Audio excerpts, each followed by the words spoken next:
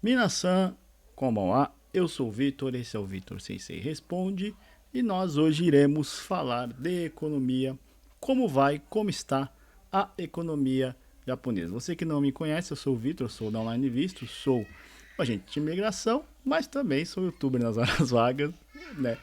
Faço esses vídeos para trazer informações importantes para você que quer ir para o Japão ou está morando no Japão para que você possa entender como está o país, né, a questão da cultura, né? Então esses vídeos servem para isso, né, para explicar os meus estudos sobre o Japão, sobre como está a economia, já falei de guerra, já falei da sociedade em si, e aqui você vai ver muita informação a respeito deste nosso país tão querido. Então, você que é novo aqui no canal, não vou pedir para você deixar o like, tá? Só deixa o like se você gostar do vídeo.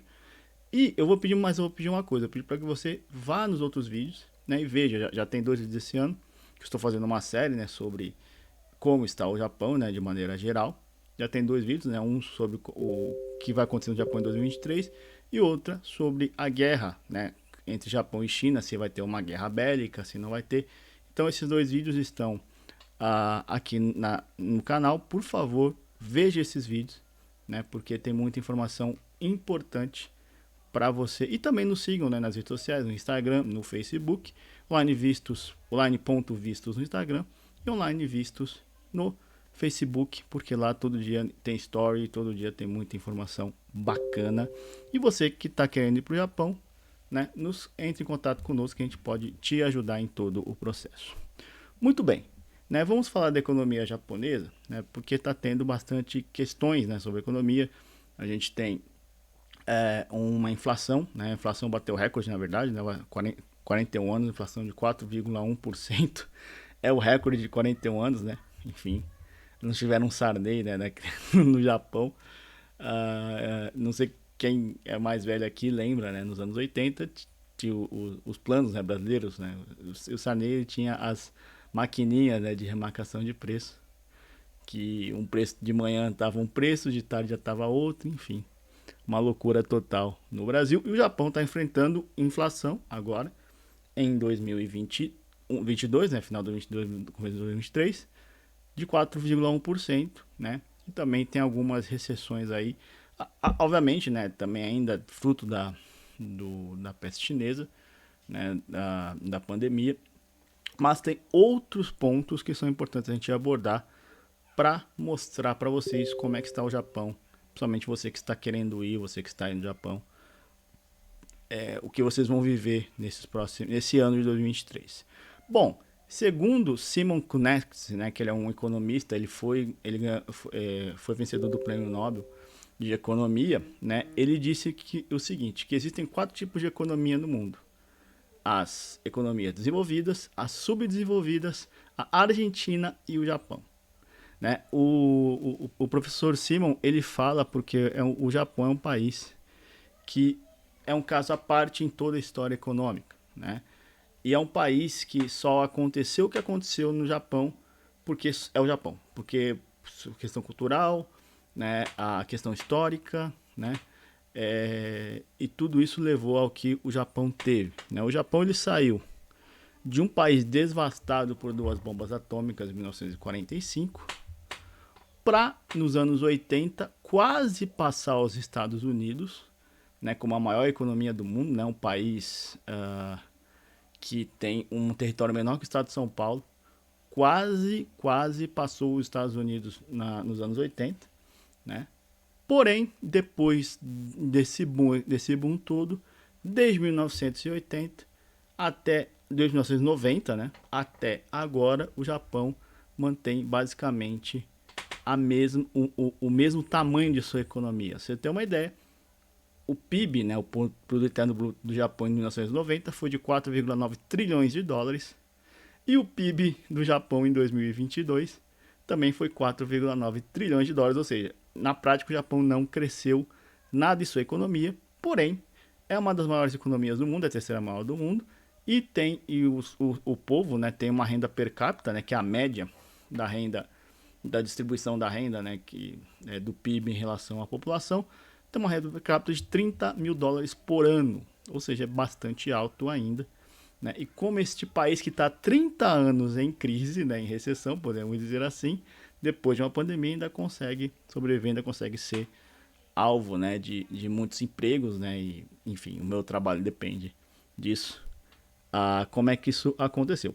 Para entender como, né, tá virando tradição aqui nos vídeos, temos que olhar para trás, temos que olhar a história de como se desenvolveu toda essa questão. O Japão, ele começou sua industrialização na era Meiji, né? Até então, que foi no final do século XIX, foi 1868 até 1912, essa era durou, né? Ah, o Japão até então era um país basicamente feudal. Ele era quase como se fosse um país medieval tardio, né? Um país um medieval, o medievo acabou, né, com a Renascença, né, no século XV e XVI, mas no Japão ainda, né, por ser uma ilha também, toda essa questão de característica, o Japão manteve ainda essa situação feudal até meados do século XIX, né, quando outros países já tinham revolução industrial em todos os países, o Japão ainda era um país bastante agrário e feudal, né? Porém, com a restauração Meiji, né, veio esse primeiro impacto, principalmente a indústria bélica foi crescendo bastante, tanto que o Japão entrou em duas guerras nesta época, né, em 1894, 95. O Japão entrou com a primeira guerra sino-japonesa, né, que foi para tentar tomar conta da Coreia. O Japão conseguiu ganhar a guerra. E em 1905, a Rússia ela tenta invadir o Japão e perde, né, miseravelmente para o Japão, e a guerra russo-japonesa, né?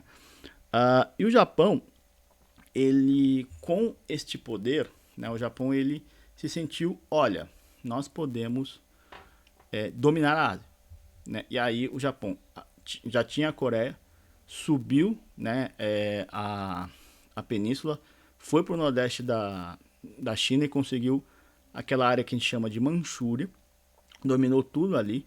E depois, em 1931, o Japão começou a descer. Algo que eu já contei, né, com detalhes no vídeo anterior, né, do vídeo sobre a guerra entre China e Japão, sobre a possibilidade de guerra. Por favor, vejam lá com detalhes. Mas o Japão desceu, chegou até a Indochina, e só perdeu os territórios por conta, né, do Tratado de Rendição da Segunda Guerra Mundial. E com esse Tratado de Rendição, né, o Japão perde e o Japão toma duas bombas atômicas, mas ironicamente duas guerras ajudaram o Japão posteriormente a fazer toda a restauração. Então o Japão, né, era um país destruído pela guerra, mas o Japão, quer dizer, os Estados Unidos precisou do Japão para lutar nas duas guerras que estavam lutando, que era a Guerra Civil Chinesa e a Guerra Civil Coreana, né, que terminou com a divisão da Coreia do Norte e Coreia do Sul, né, e a tomada do comunismo na China, né. Então, essas duas guerras foram fundamentais para a economia japonesa, porque os Estados Unidos, né, estão lutando naquela guerra e não tinham como, né, sair do Pacífico, andar tudo, levando equipamento, material, né, soldado e tal. Então, o Japão acabou sendo uma espécie de campo, né, de trabalho, né, as indústrias bélicas foram para o Japão para poder fazer a manufatura das armas, tudo que foi necessário para a guerra, para que as tropas americanas pudessem ser, e dos aliados, né, dos americanos, pudessem ser abastecidas mais rapidamente. Então o Japão ali foi o recomeço da economia japonesa.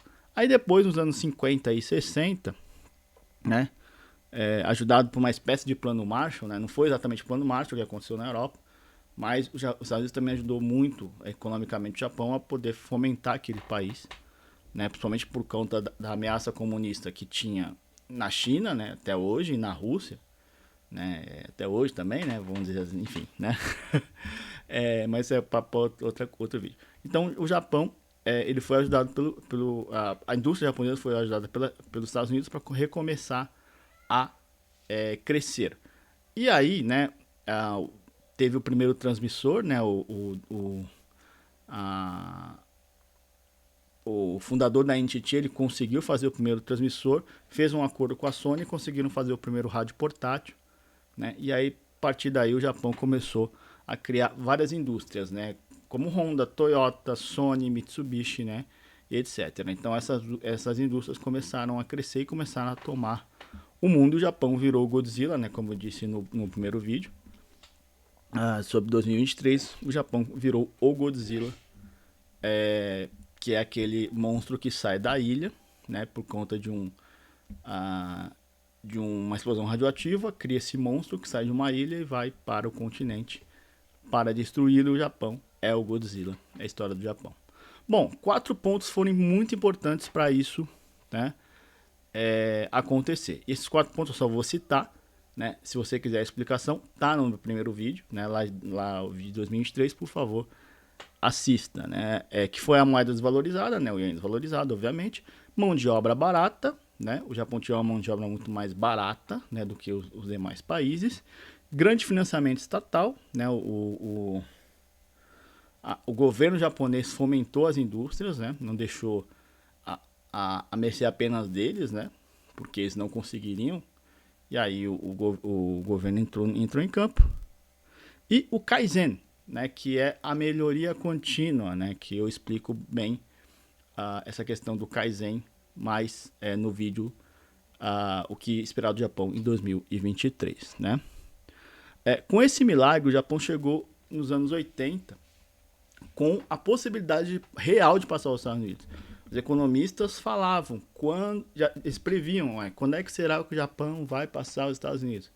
Qual vai ser, né, a data que o Japão irá passar aos Estados Unidos como primeira economia do mundo? Porque o Japão tinha tudo, né? O Japão tinha as indústrias, os produtos, era um país que recebia muitos turistas, recebe até hoje, mas era um país que a grande curiosidade, né, sobre a questão da cultura japonesa, né, já estava exportando os videogames, os mangás, né, e toda a estética japonesa também estava tomando conta do mundo, né? Então, assim, era muito plausível a possibilidade do Japão passar aos Estados Unidos. Porém, no momento em que o Japão chega a essa posição, começa o declínio que vemos até agora. E quais são as razões para esse declínio, né? O Japão, como eu disse no começo do vídeo, ele teve em 1990 um PIB de 4,9 trilhões de dólares, né? Em 2022 também o mesmo PIB basicamente, né? Os números não são iguais, mas é ali dentro dessa janela, né? Ainda é a terceira maior economia do mundo, ainda tem um PIB per capita de 30 mil dólares por ano, né, por pessoa, né? Cada pessoa teoricamente receberia 30 mil dólares por ano no Japão, né, que é bastante coisa. Em reais seria 150 mil reais, né? Tá bom, né? Uma média populacional tá bom.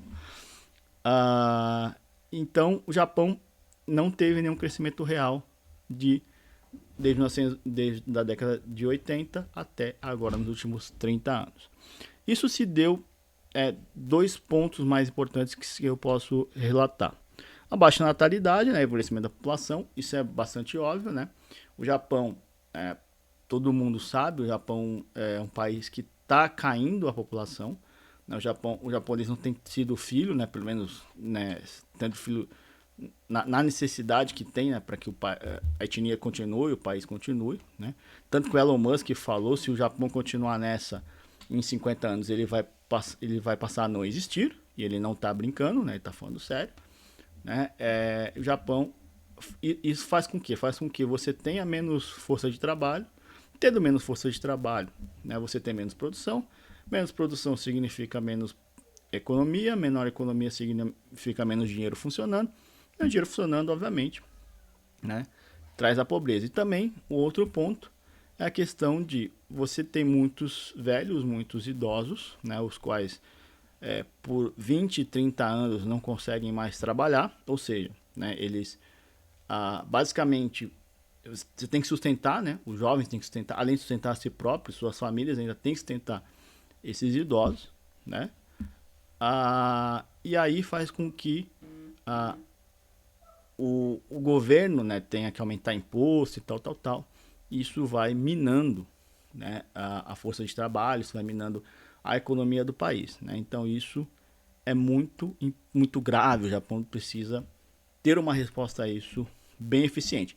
Até agora tentou várias coisas, não conseguiu nada muito específico, muito muito específico. Existe um estudo dizendo que faltam 1 milhão de empregos no Japão, faltam 1 milhão de pessoas para trabalhar no Japão. Isso é importante, até vou falar sobre isso mais ainda, né? Porque isso é a nossa questão, né? De mandar pessoas para o Japão. Vocês que estão aí trabalhando, vocês que querem ir para o Japão, vejam isso. Existe um estudo de 1 milhão de pessoas faltando no Japão para trabalhar. Então, né? Fiquem ligados que a gente vai falar bastante sobre isso.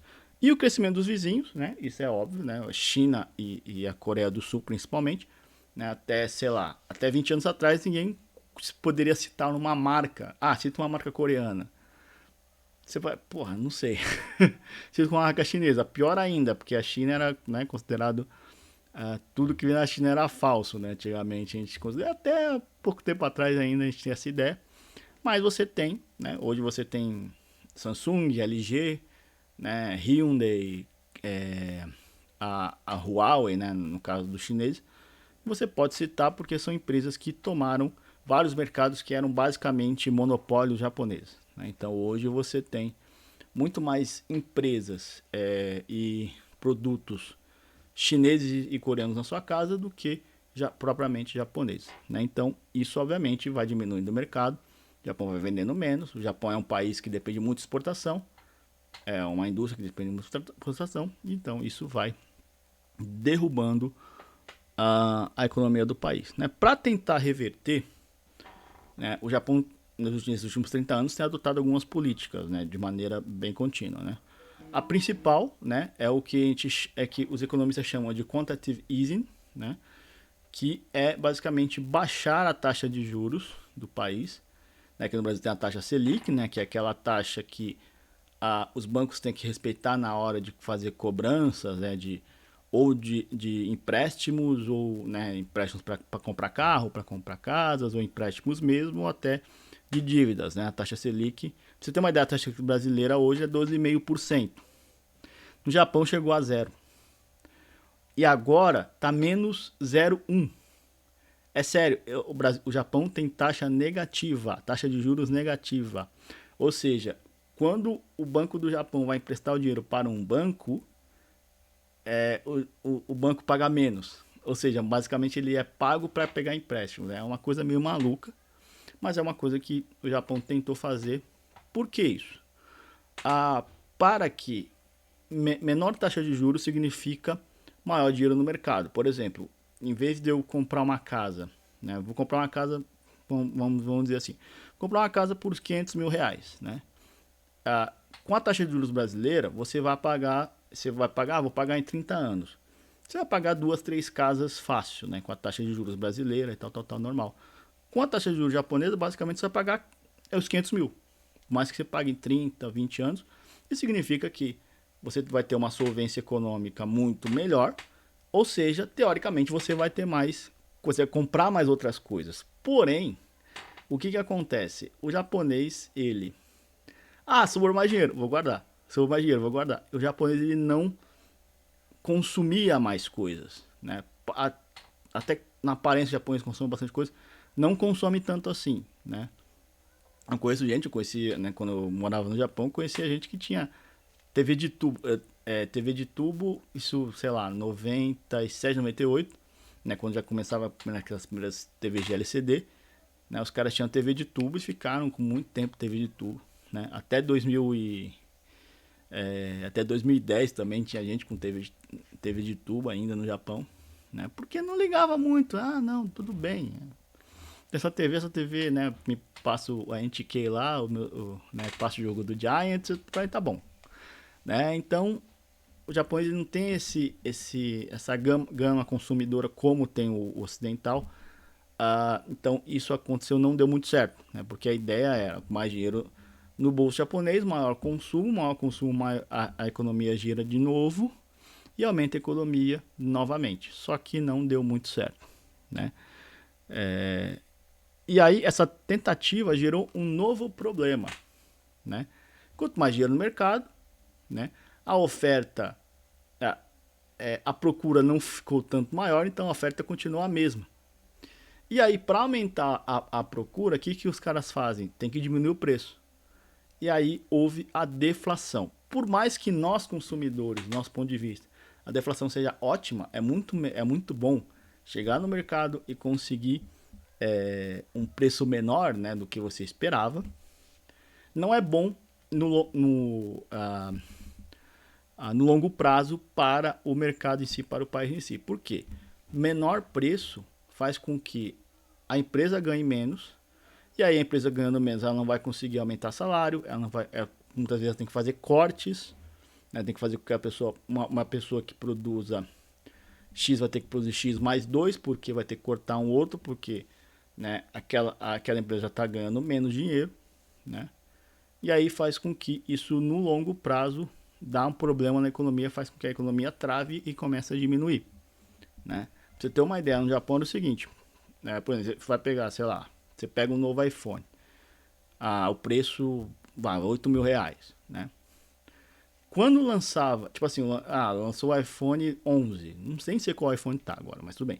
Lançou o iPhone 11, beleza. Aí o iPhone 11 é R$ 8.000, tá? É quando ia lançar o 12, aquele iPhone 11, automaticamente no mesmo dia que do lançamento, ele caiu para 4.000 ienes. Era assim, né? Então eu no caso, né, eu nunca comprava no lançamento, eu sempre comprava o anterior, né? Por quê? Porque eu sabia que havia esse negócio. A única coisa que não dava para comprar era PlayStation, porque tinha que comprar realmente aquele né? Porque era bem melhor o jogo. Mas assim, então havia muito essa questão, e isso acabou fazendo com que a economia do Japão fosse estagnando até chegar à situação atual, né? E aí, agora, depois da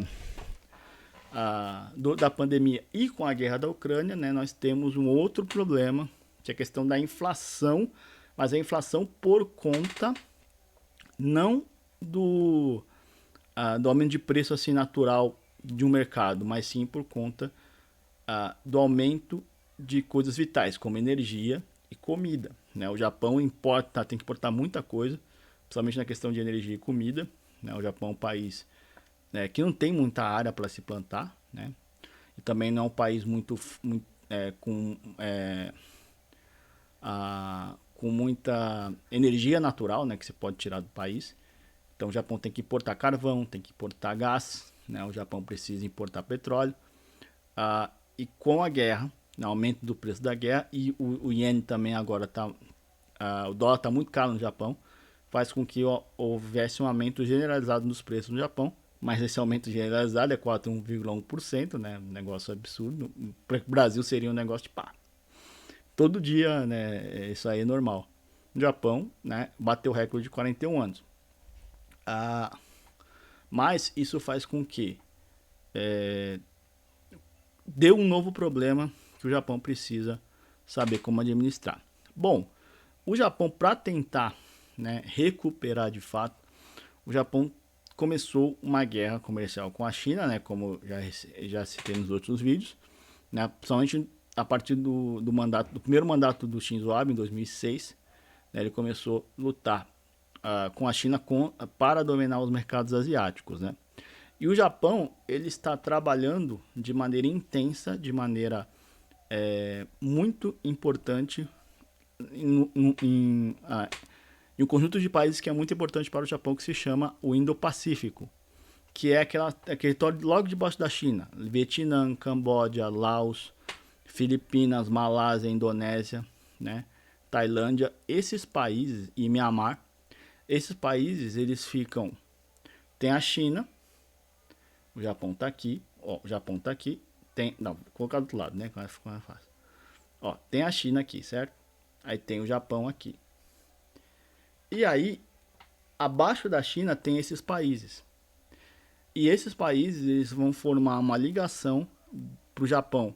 Em vez de ter que passar por baixo da Austrália para ir para a Índia, o Japão ele chega, sai dali, contorna a China, passa por Taiwan, e Taiwan é muito importante por causa disso, chega no Vietnã, né, foi construído uma via, né, um corredor chamado Corredor Econômico Leste-Oeste, que liga a Vietnã até Mianmar, e lá de Mianmar, o Japão pode exportar os seus produtos para a Índia, né, que é muito mais fácil chegar.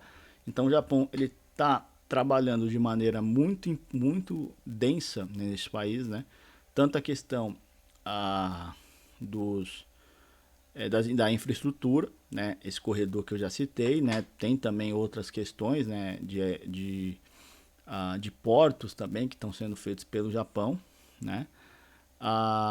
Fábricas indo para lá, né? O Japão ele desde 2020, né? Quando teve a pandemia, o Japão ele fez uma política para que as fábricas deixassem a China, pudessem ir para qualquer lugar do mundo, mas eles estão incentivando bastante para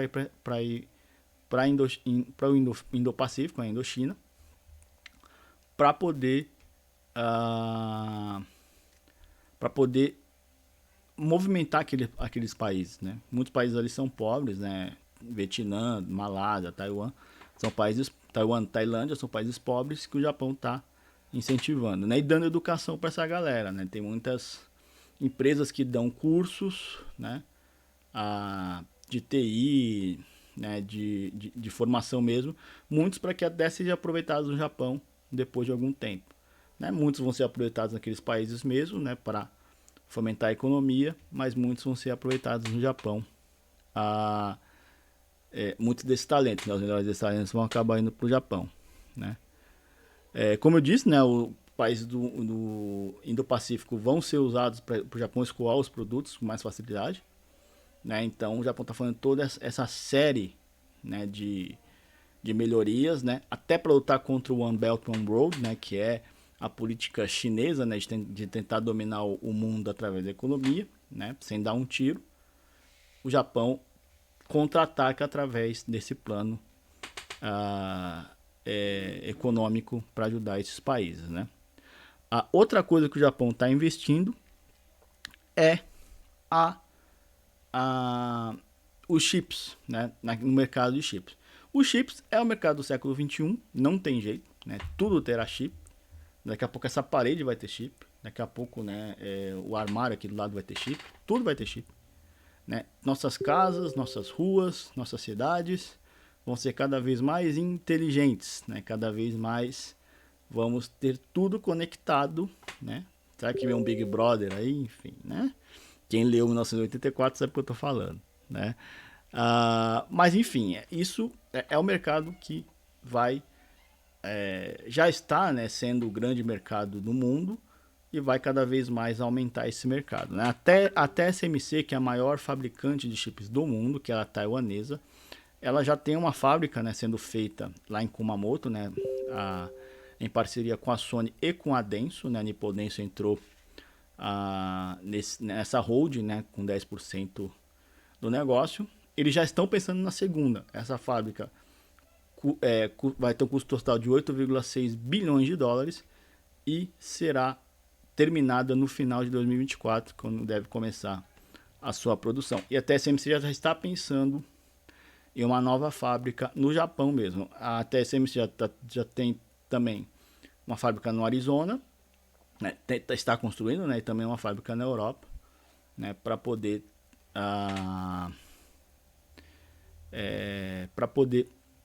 fazer os seus produtos e tal, né?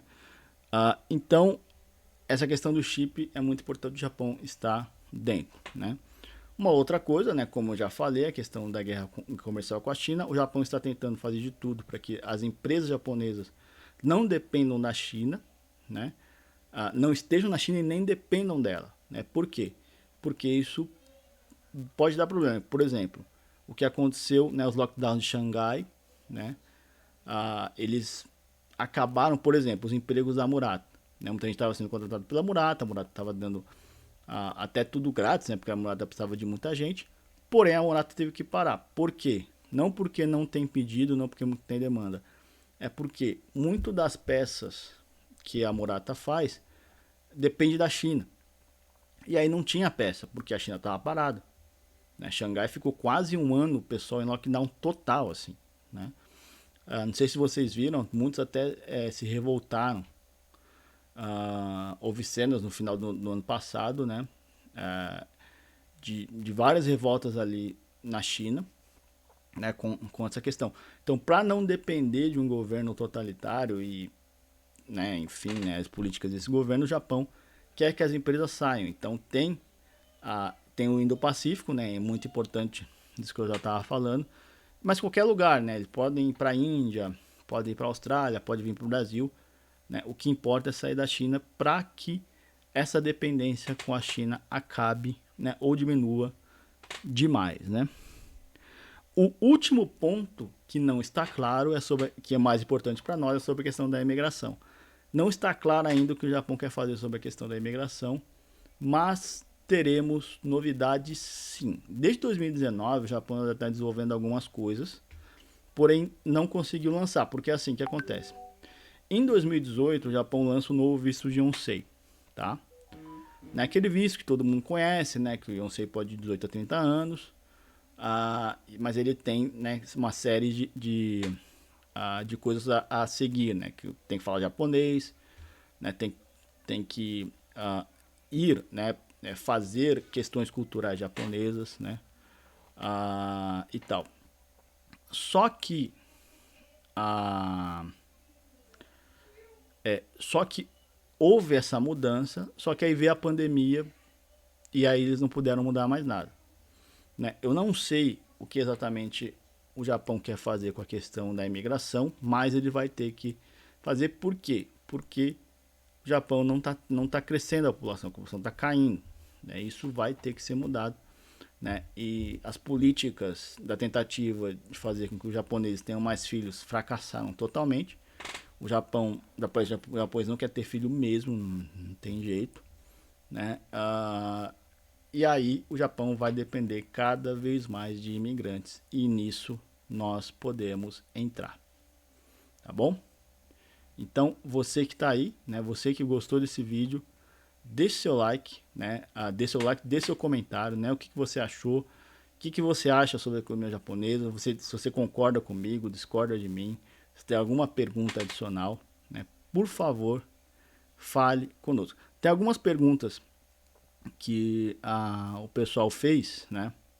Aqui a maioria acabei conseguindo já responder na questão do vídeo, mas eu vou responder também nos stories essas perguntas que foram feitas para mim através da caixinha de perguntas. Tá bom, gente? Siga-nos no Twitter, siga-nos no Instagram, online.vistos, no Facebook, online vistos, porque lá, diariamente, nós temos as nossas interações, os nossos stories. Tá bom? E aqui me despeço. Semana que vem tem mais. Então, bom final de semana para todo mundo e mata!